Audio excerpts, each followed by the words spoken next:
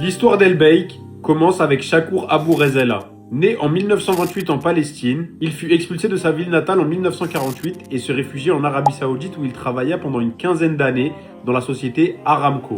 Au bout d'une quinzaine d'années à travailler en Arabie, il décida d'explorer le monde arabe. Il se rendit au Liban et après une tentative d'entrepreneuriat qui lui fit perdre toutes ses économies, il retourna en Arabie Saoudite et décida de repartir de zéro. Il eut une idée et se rendit compte qu'il n'existait pratiquement aucun restaurant de poulet frit.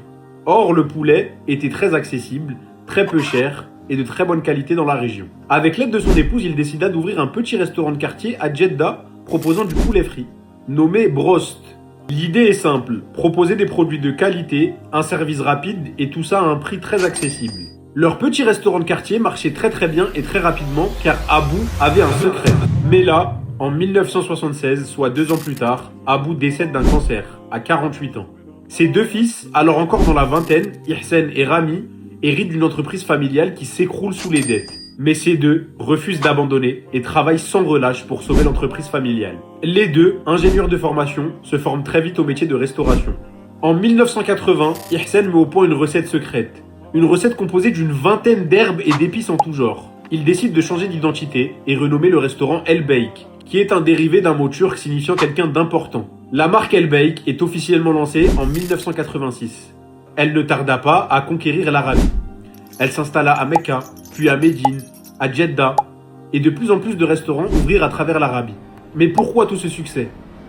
Car Ihsen et Rami ont suivi exactement le même secret que leur père. Shakur, à chaque fois qu'il vendait un menu, donnait une aumône. 1 riel saoudien par menu vendu, pour les plus démunis. Et quand ses enfants reprirent El Beik, ils décidèrent de suivre exactement le même chemin, en augmentant même l'aumône à 2 riels saoudiens. Aujourd'hui, El Beik est le plus grand fast-food de toute l'Arabie. Il est au niveau d'un McDonald's ou encore d'un Burger King. Toute l'Arabie se presse pour aller manger ces fameux burgers. Des queues et des attentes de plus d'1 heure sont toujours répertoriées à l'heure d'aujourd'hui. Et tout ça par la cause de l'aumône. Certes, Shakur s'est lancé dans un projet ambitieux, endetté, avec peu de moyens, mais a quand même toujours décidé de donner aux plus démunis, même dans un moment où lui-même en avait besoin.